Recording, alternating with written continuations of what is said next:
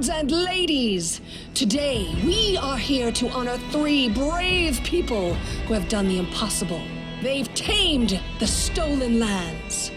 Baron Hannes Drelev, the new master of Glenabon, Captain Maegar Varn, the conqueror of Dunsword, and finally, the tamer of the Shrike Hills, who put an end to the atrocities of the Stag Lord's bandits. Step forward. On behalf of the people of the free city of Restov, I confer upon you this noble title. Rise, your grace.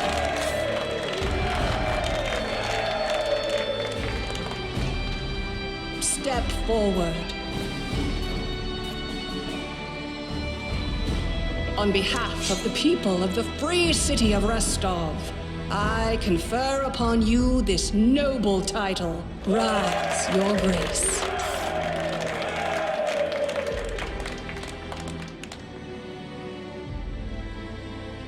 Thank you, Lady Aldori, distinguished guests. It is a great honor for me. It is with the greatest joy that I announce the founding of my barony in Dunsward. It shall be called Varnhold. But I must say that this happy event is not mine to claim alone. The stolen lands would never have yielded to me if it weren't for the valor of my friends and companions. Now I would like to introduce my right hand, a hero without whose help I wouldn't be standing here now. Please, step forward.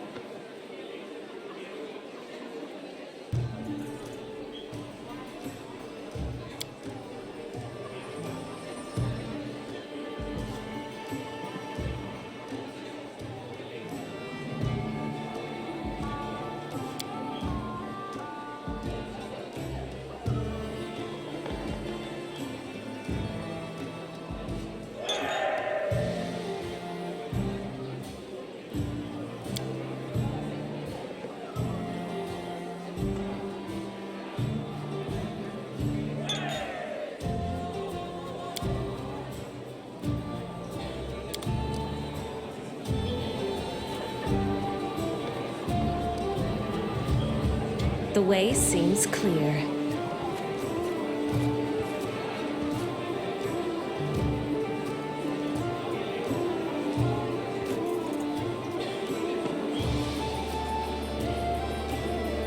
Quiet footsteps.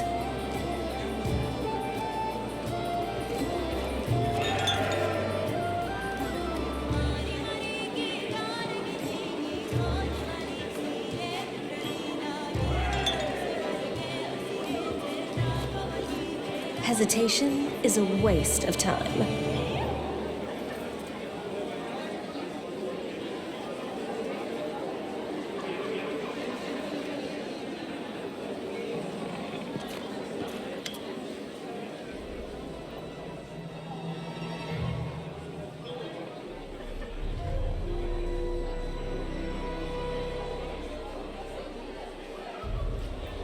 But, Varn, my dear friend, would you please be so kind as to explain what devil take you've been doing? I've financed this venture with my own personal funds, not to mention all the effort and time I've invested. And pray tell, what was it all for? For you to assemble the fruits of our labors and pitch the whole lot down the privy? Fruits? I've been busy guarding these fruits from Brevoy's incessant fruit moths. But I'm a baron now. We finally have our own land. For the first time in our lives, we're independent. No one can tell us what to do. And you want to destroy everything we've achieved by inviting spies into our house? Of course! Why not? Please, do come in, eavesdrop, sniff around, take whatever you please. Cephal is generous. He said make yourself at home. Oh, Asmodeus, please give me the patience to withstand this nonsense, or take my soul already. Varn, what are you saying? What is this independence you speak of? We depend on Restov for literally everything, from the inflow of settlers to the food to feed them. I like Jumondi no more than you do, but it will take us years to free ourselves from her influence. Right now we must bow to our patron, brag about a title we received from her very hands. Listening to you is disgusting. Did we claw away our own piece of land, only to keep toiling away for all those... Ah, friend! You're right on time. Come, be our arbiter. At issue is the fact that Jumondi Aldori has generously offered to Maegar the use of her envoy. And who is Jumondi Aldori? The very same one who created our barony, and who could make it disappear with a flick of her finger. An insignificant figure in the grand scheme of things, no doubt. But good Varn refused her. And to top it all off, he rather suggestively hinted that he considers every single one of Brevoy's diplomats to be spies. What else should I consider them? Cephal, have you grown foggy in your old age? I can hardly recognize you. You've always been a hardliner. You've always put the interests of our ventures above everything else. And now you want us to roll over on our backs for the Aldori, wiggle our tails, and wait to be petted. We're an independent state now, and we shall have it known to all that we won't be ordered about. Maegar, of course they're spies. You refused the spy in plain sight. Congratulations, well done. Now the Sword Lords will send other spies, ones we won't even be able to see. Restov has invested a great deal in our barony. He is ready to invest yet more. So why bite the hand that feeds us before the feeding is over? We could at least pretend to be humble, so long as we're still getting something for it. Well, for one thing, that's low. By accepting Restov's handouts, we're taking on certain obligations. I know you don't care a fig for morality, but think of our reputation. Who will want to deal with us if we steal from our employers and stab them in the back? Why do you keep saying us and our? Do I need to remind you that you're a baron now? That is the difference between you and me. You were born of a noble family, and yet even now, after receiving lands and power, you continue to think like the leader of a band of thugs. But I, My parents plowed the soil, and I learned to read by moonlight. But even as a snot-nosed child, I tried to think like a ruler, a king without a kingdom. After decades, my plans and schemes are finally bearing fruit. I shall not allow you to destroy everything we've created with your stupid pride.